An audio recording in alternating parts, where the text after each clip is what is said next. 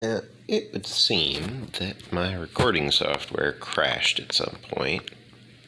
I looked back at the footage a little bit just to make sure that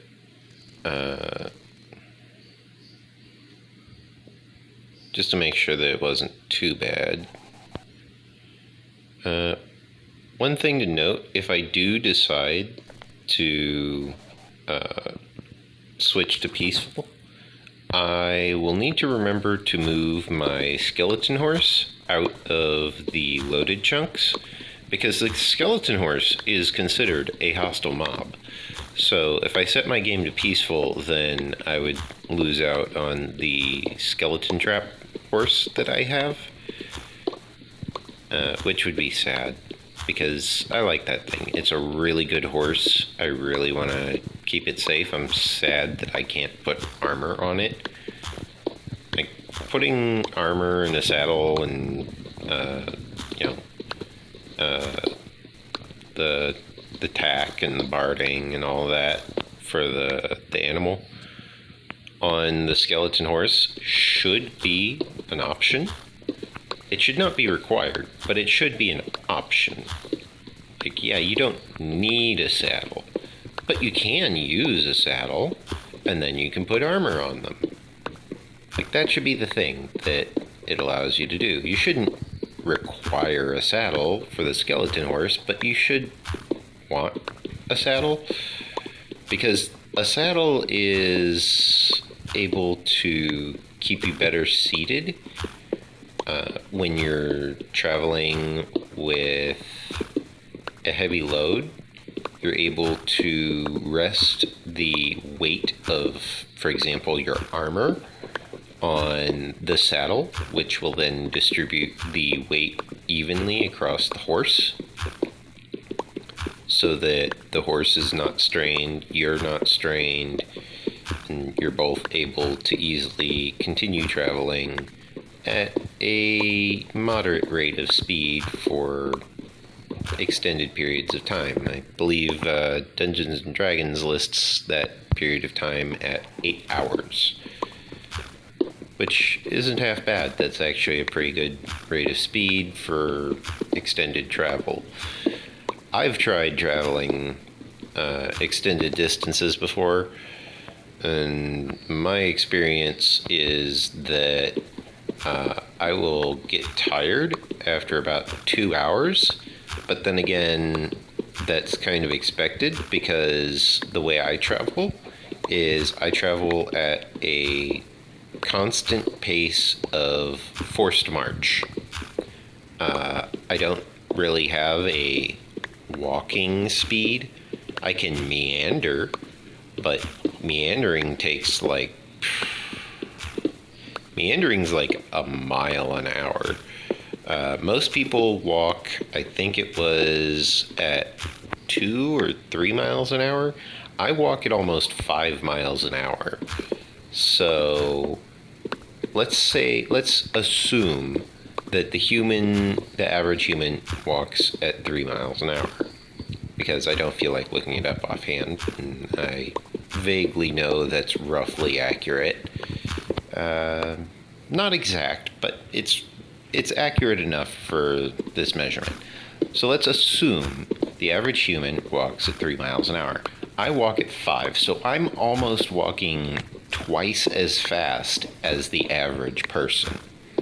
That being said, it still takes me an hour to get to the nearby McDonald's. So all of those videos where I was recording at McDonald's in the past, if you look up my really old content, you'll see that I have a lot of videos where I was recording in McDonald's for the RPG MO tutorials and series. The RPG MO content was recorded at McDonald's, an hour away from where I'm currently residing, on foot. In a car, it's about 5-10 minutes. There's 2 stoplights in between here and there. I live what is essentially in the middle of nowhere. It's what's known as the country. It means a very backwater section of territory, very low quality as far as paved roads, as far as rest stops, hiking trails, biking trails. Some of the walking sections aren't even paved with sidewalks. That's how low tech we're talking. We're talking some of the sidewalks don't have sidewalks, you know? So I travel through that to get to the McDonald's when I go there. Now, it does help that recently my dad acquired a car. Unfortunately, around the time that we actually first acquired a car that was usable, around the time period where I was recording, that was when the malware ended up getting sensationalized and popularized, that was requiring people to restrict an entire processing core of their multi-core processors for the kernel processes. I have no idea how this affects the single core processors that are in some of the much older computer towers. However, some of those processors are quite powerful. Despite being single core, they are able to match quite effectively with a lot of the computing power of dual core processors, or at least they were. Now they're probably actually ahead of the curve on that, because with the dual core processors having an entire core restricted to the kernel memory, you end up with essentially them losing half of their processing power. On top of that, I've done a lot of modifications to my computers, and I don't exactly know what all of the modifications do. I just kind of did it. I did not create a backup. That was stupid of me. Speaking of stupidity, I accidentally broke one of the unbreaking pickaxes, so now unbreaking 3 is not as easily attainable. However, there is the possibility that I will get unbreaking 1 on one of my future enchantments of iron pickaxes. I just need to remember to keep an eye on the durability.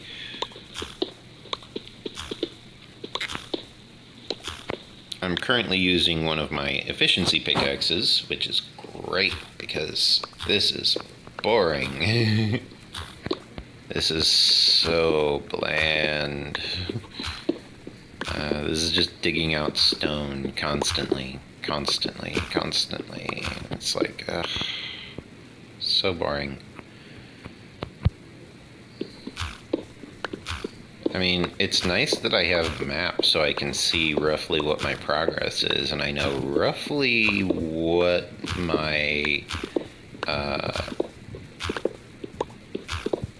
return on investment is, because I'm able to actually see how much I have left before I need to, drop down another 2 layers. So that's handy. However,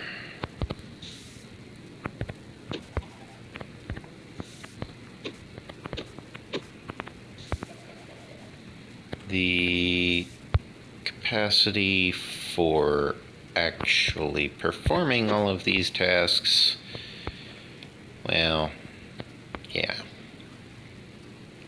It's just boring and annoying, and I'll get through it eventually. This mountain is not indestructible. I say, I heard this one story on Doctor Who about a bird that every 100 years this bird would visit the top of this mountain, and this mountain was made entirely out of diamond. Now, it takes a year to go over the mountain and a year to go around the mountain. Now, let's shorten it to every year, okay? Just because it's more feasible. So it takes a year to go over the mountain and a year to go around the mountain.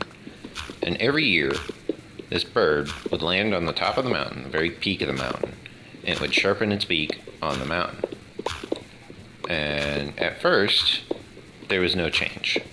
However, as time passed, as time progressed, the bird's beak remained, of course, just as sharp as always, because it was always sharpening its beak. However, the mountain did not remain just as sharp as always. The mountain started to get whittled away. And as the mountain whittled away, the time that it took to travel over that mountain got shorter and shorter, because the mountain was getting smaller. So some people would say, that's a hell of a long time, you know. Every year it sharpens its beak on the mountain and it starts slowly whittling away. After 100 years, it's made quite a nice dent into the mountain. I did it again. I'm probably just gonna breeze through all of these, aren't I? That's unfortunate. That was the efficiency pickaxe, so that was actually going to be very nice to have on the end result of my pickaxe upgrades here. But, oh well. I shall manage just fine without the upgraded efficiency. It'll be a little slower, but I'll manage. So, the bird sharpening its beak on the diamond peak, slowly whittled away at the mountain. And a lot of people would say, that's a hell of a long time. That's a hell of a mountain. Personally, I say that's a hell of a bird. It managed to carve away at a solid diamond mountain. Amazing. That's a hell of a bird. So, a lot of Minecraft is just getting your priorities in order. If you have your priorities in order, you probably won't die in Minecraft, or at least you won't die very often.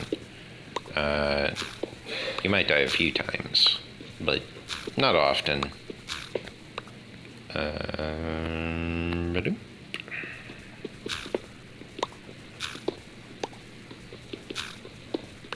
I would love to have started in a mushroom type biome. However, I have not seen any mushroom biomes lately, so I doubt there's a mushroom biome nearby. I have not checked the chunk finder website that everyone loves to use. I probably should. I'll probably do that once this recording stops, because I am curious where all the slime chunks are down there. I know there's a lot of slime chunks down in the mine. I'm curious where specifically they all are, but at the same time, I kind of don't want to spoil it for myself. I want to just learn how to identify it naturally. So it's kind of a mixed bag as to whether or not I actually want to look it up. But I do want to look up things such as the location of the nearest end portal. I want to look that up so that I know roughly how far away it is, even if I don't remember where it is.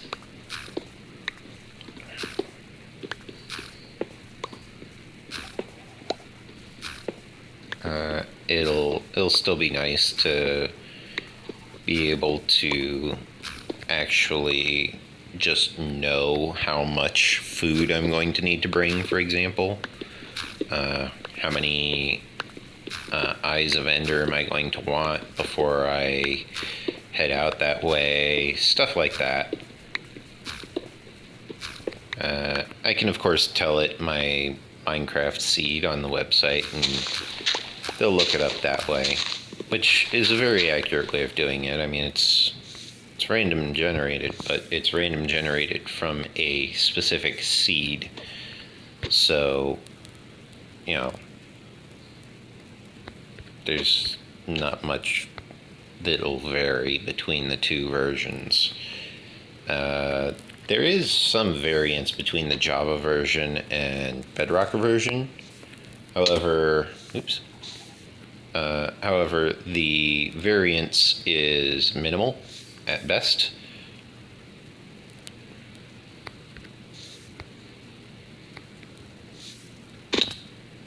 Well, looks like I'm climbing back up. Okay. That's fine.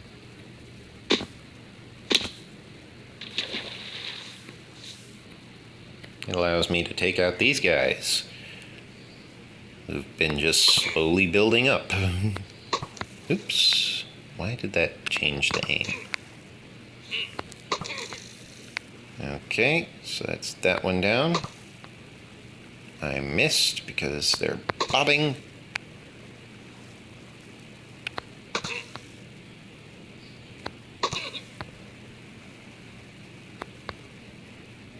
Don't think I didn't see you. Oh god, that's a horrible issue. It's a horrible bug.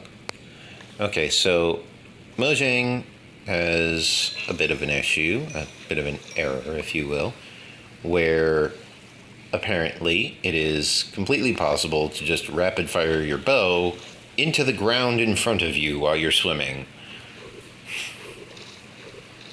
Because for whatever reason, they made it to where it's possible to fire off your bow when you enter water. Additionally, this happens with food, so this is not an isolated incident. Unbreaking 2 and Soak Touch. Well, that's I suppose that is what it is. What was that sound?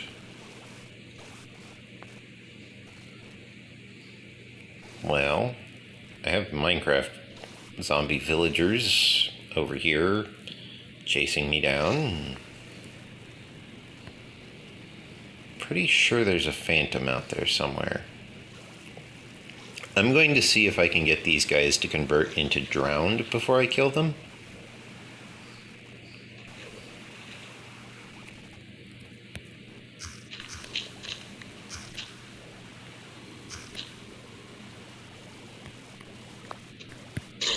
Back, I say.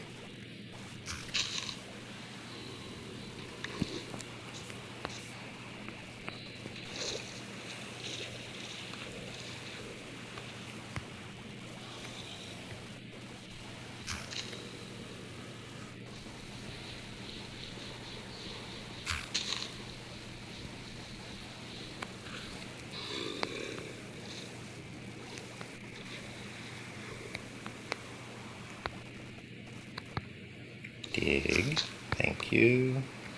Dig. Thank you. Dig. Thank you.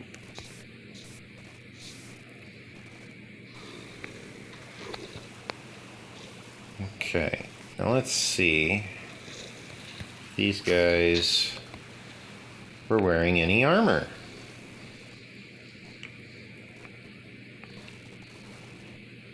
So is this clay or sand? I think that's sand. Still. These guys are taking forever to turn into drowned. Probably gonna end up spawning drowned at this rate.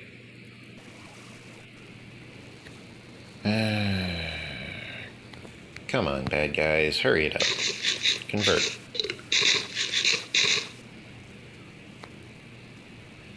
Do these guys just not convert into zombie drowns? Do they not do that?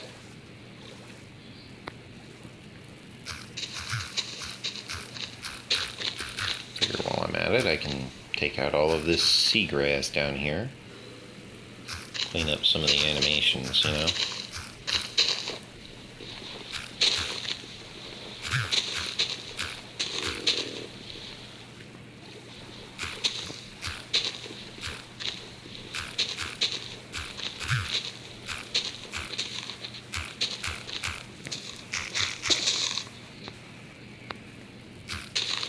Yeah, these guys are just not converting, like, at all.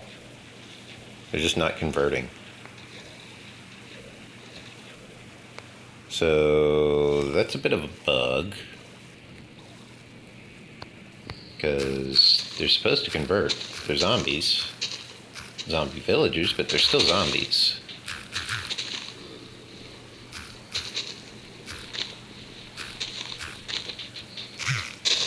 You know, I probably should be calling my Minecraft episode something along the lines of, let's discover what bugs Minecraft broke today.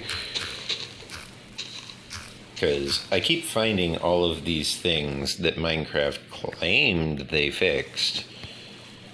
And it's like, well, great. Did you fix it in the stable release, or did you fix it in the beta? Because if you fixed it in the beta, that's not considered fixing it.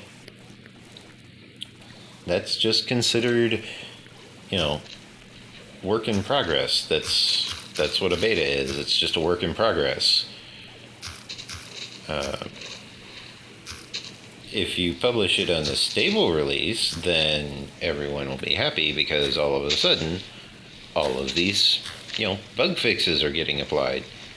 That's one reason that I was actually looking forward to the 1.17 release, is because the 1.17 release contains so many bug fixes. There are so many things that Mojang has broken that I've been just utilizing as normal, average, everyday features, but they're not.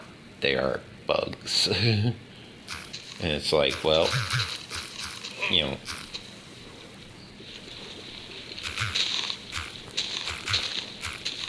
it is what it is. Someone is very angry right now. Someone very close by, probably right above me. And he's probably not able to dive. Yeah, that's what it is. There's an illager directly above me. Yep, a Johnny, as I expected. So that is a useful trick if you ever need to escape from the axe-wielding Johnnies. You are able to simply submerge, and then the Johnny is incapable, it's not able, to reach you. Simply because they don't sink in water.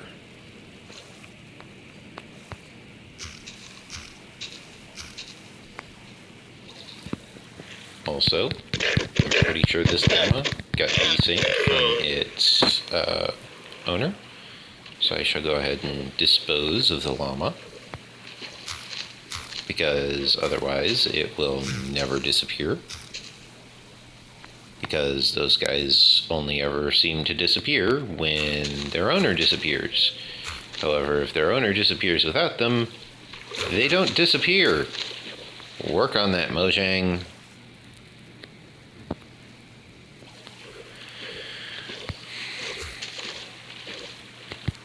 Another good use for me getting rid of all of this extra seagrass, not kelp, seagrass, there's a difference.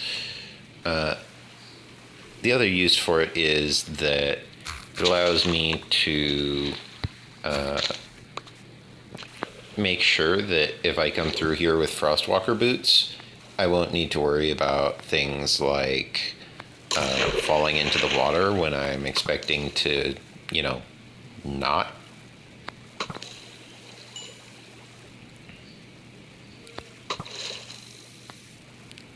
That went literally right over his head. Wow.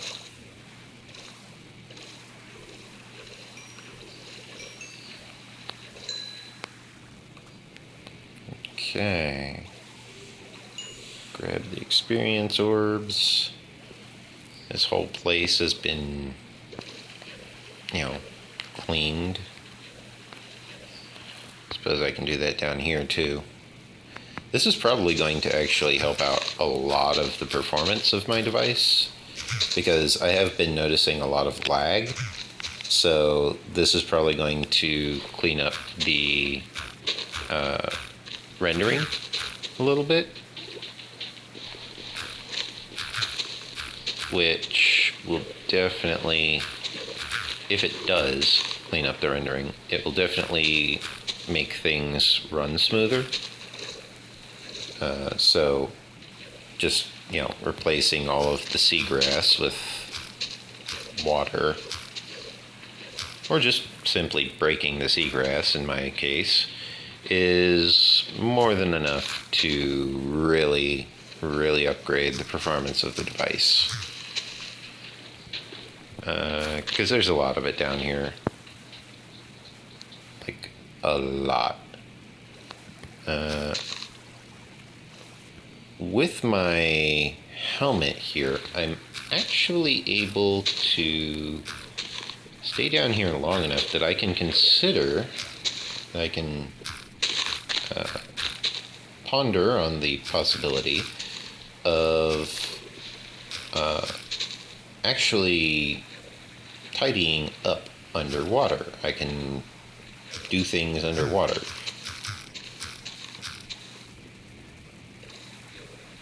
So things such as removing all of the seagrass, for example, is now an option for me, because I can hold my breath for extended periods of time down here.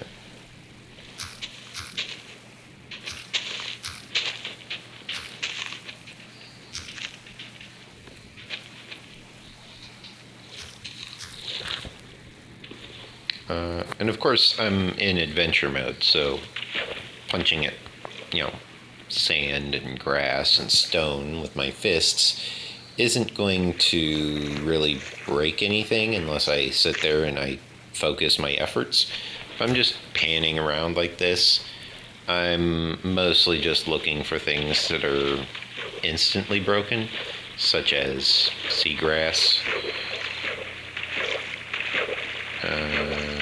That being said, there is not much seagrass in that area. It's mostly just gravel.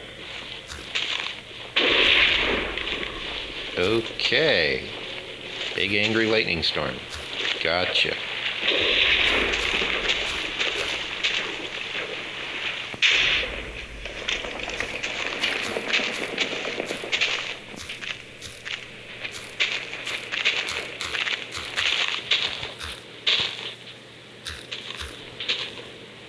So yeah, as you can see, now that I'm able to hold my breath really long periods of time, I'm able to easily clean this place up, make it look nice down here, make it look nice and clean. You know, not all this shrubbery just growing wild. I'm able to tend to it and clear out any of the weeds that are choking the area, you know.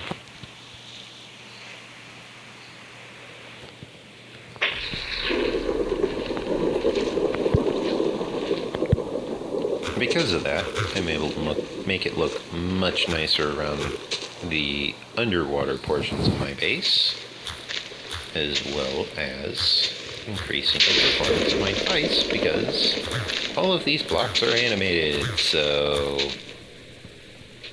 the transparent yet animated blocks are getting cleaned up, replaced with stable, solid water source blocks. On top of that, I'm removing any hiding spots for drowned and grass down here. Seagrass.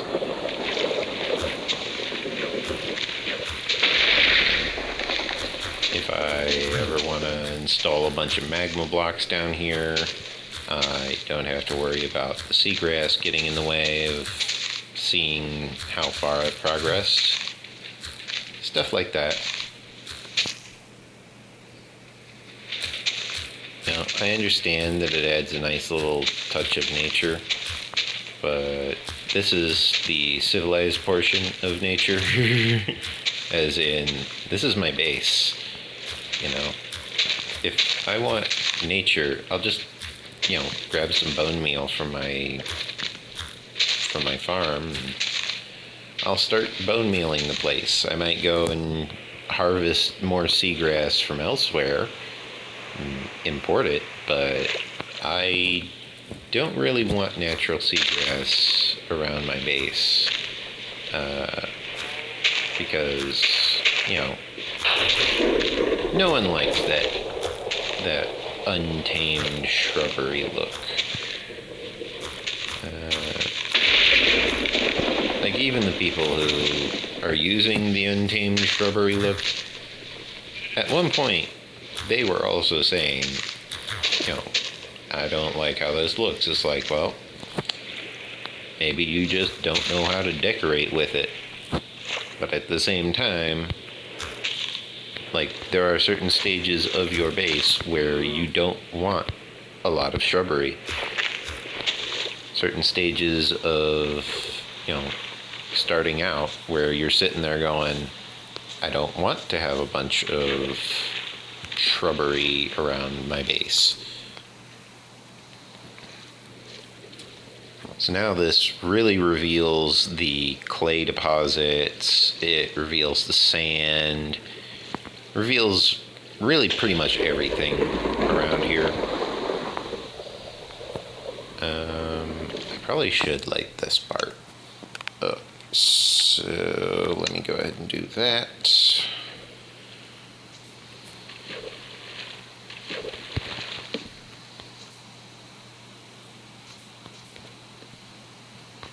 Don't even know why it wasn't lit up. This close to my base? Really?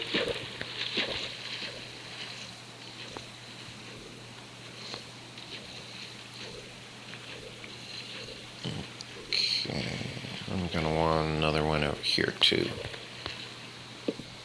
Yeah. Oh my, what happened there?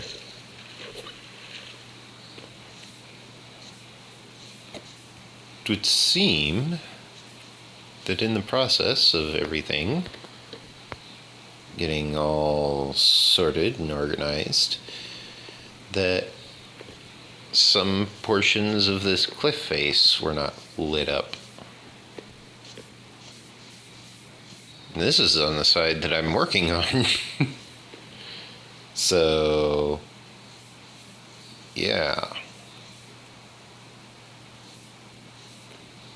But yeah, now I can easily just look down there and I can see if there are any drowned, any salmon, any zombies, zombie villagers, raiders, llamas, pigs, cows, chickens.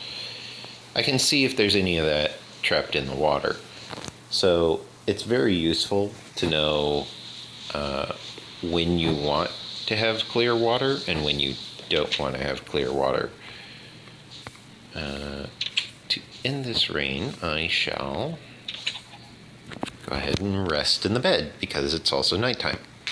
And I've been awake for like a day or two in the game, so I should go ahead and rest. As a result, possibly.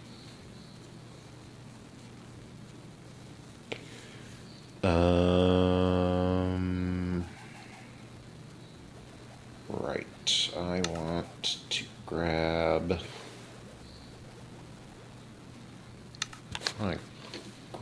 an iron axe that's not going to shatter the moment I repair it.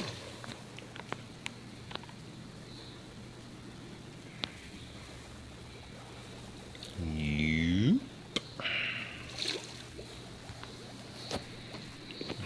Okay. Chest. Leather. Okay.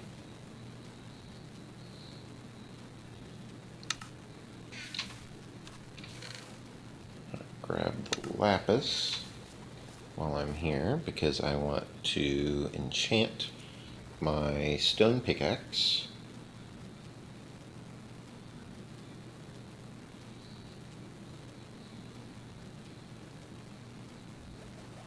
I suppose I can give it efficiency.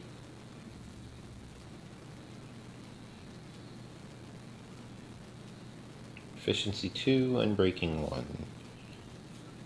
Well, I have an unbreaking 1, and I have an efficiency 1, and I have an unbreaking 2. So I could give it efficiency 2 and hope that I get another efficiency stone pickaxe. Another efficiency 1 stone pickaxe. So that I can have efficiency 3, or I can give it efficiency 1 and know that I will get a efficiency 3 stone pickaxe. I will go for the efficiency 2. Probably not worth it, but whatever.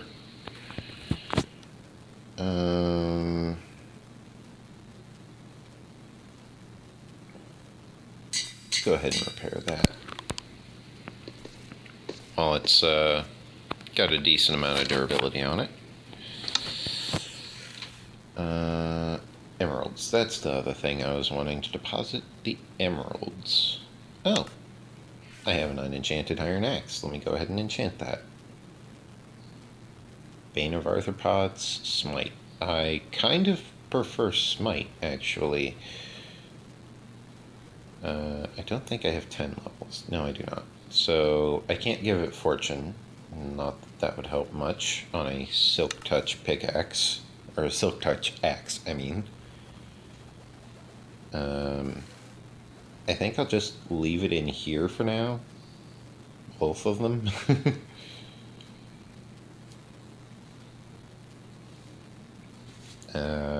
What can I get on this one? Let me see. Bane of Arthropods. Yeah. Wrong chest. Although I do need something out of this one. And that is dirt. I need the dirt.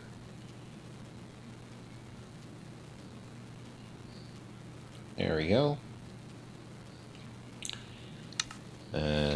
Now I know I can use that storage chest for a lot of dirt.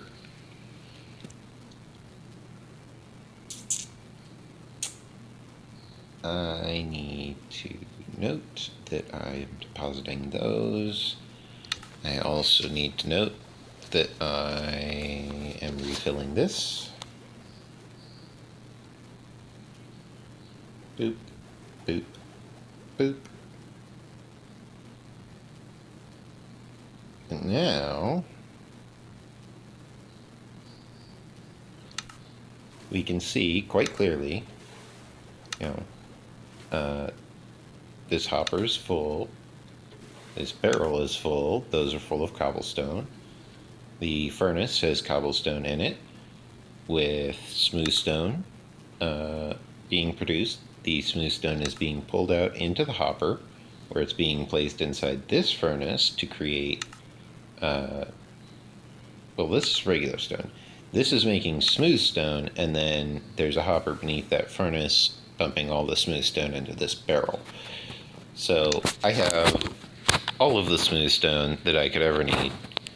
I have 14 blocks of coal lined up, ready for use.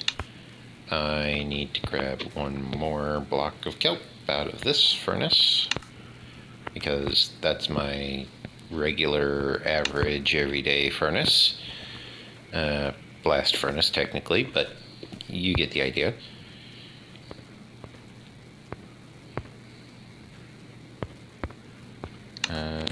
need to craft stone pickaxes.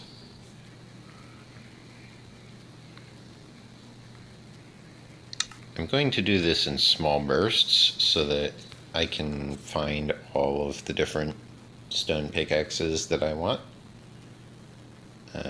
Efficiency 1. Aha!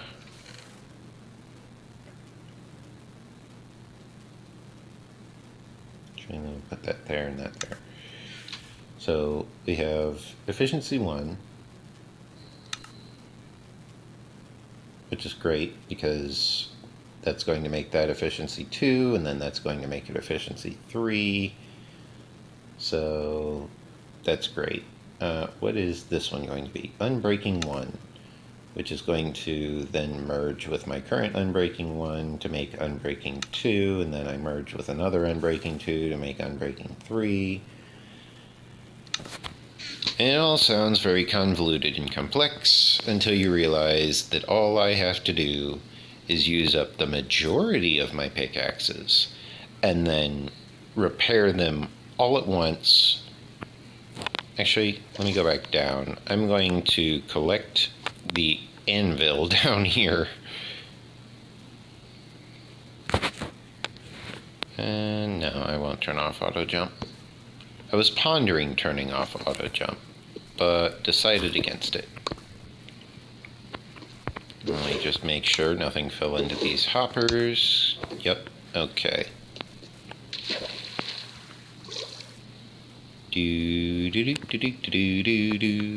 Now, if I utilize both the rise function over here and the auto jump function, I will find myself quickly accelerating towards the top, barely using 2 bubbles.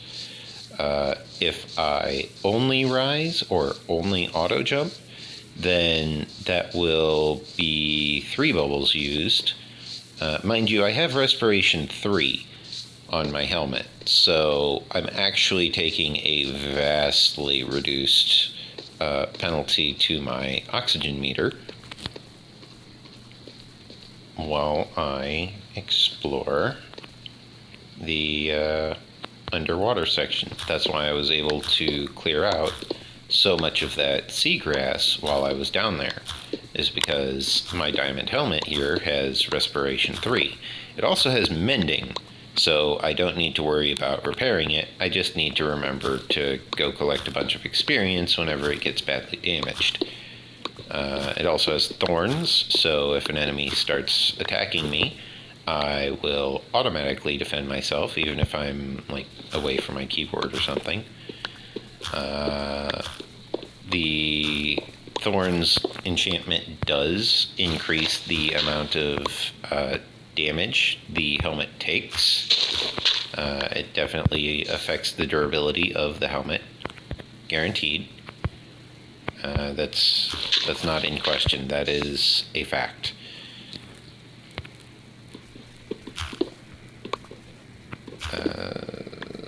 So the thorns, the thorns does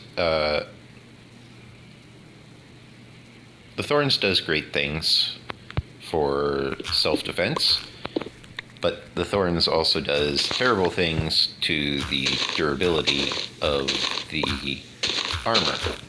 So thorns is a bit of a mixed blessing, meaning if you really want to make sure that your thorns isn't going to be an obstacle, then you want to make sure that the thorns effect is going to prove itself to be not an obstacle by means of utilizing the mending enchantment, because mending will counteract the damage done by